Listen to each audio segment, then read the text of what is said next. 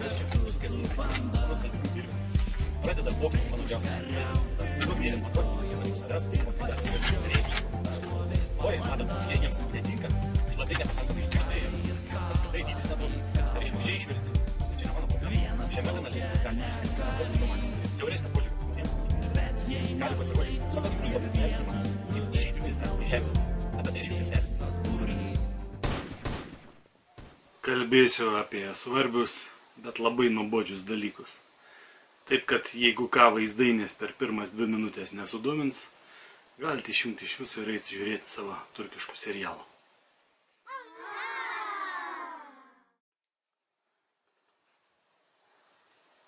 Paminėsiu vieną tarptautinės teisės dokumentą su visais jo rekvizitais, kurio lietuvių kalba aš niekur nerandu.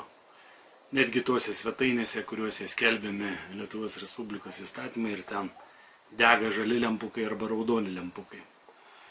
Taigi, Jungtinių tautų organizacijos tinklapyje radau tik tai 6 pagrindinėmis oficialiomis Jungtinių tautų organizacijos kalbomis, iš kurių viena buvo rusiška.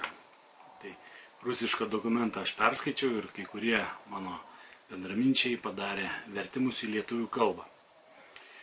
Dokumentas iš 53-osios Jungtinių tautų organizacijos generalinės asamblėjos, reiškia vykusios 1999 kovo 8 dieną, priimta rezoliucija, deklaracija tokia.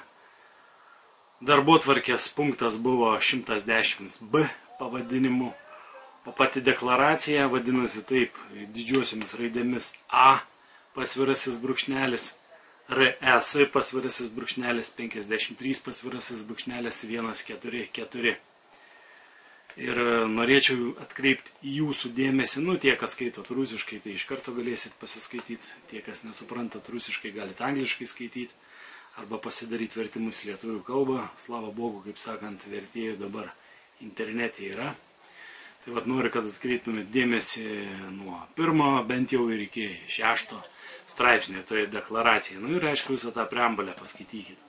Bet atkreipkite dėmesį, kaip sakau, nuo 1 iki 6 straipsnio. Ten vieni iš svarbiausių tokių, eilės tvarka, prioritetą išdėstyti.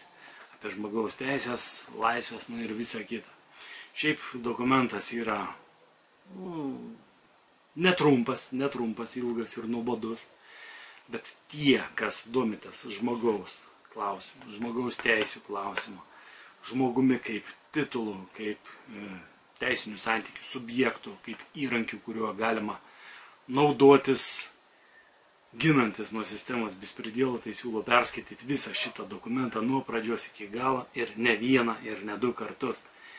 Ir svarbesnės vietas pasibraukti ar kažkaip pasikonspektuotis ir rašyti atskirai kokią nors užrašų knygutę ar sąsiuvinuką.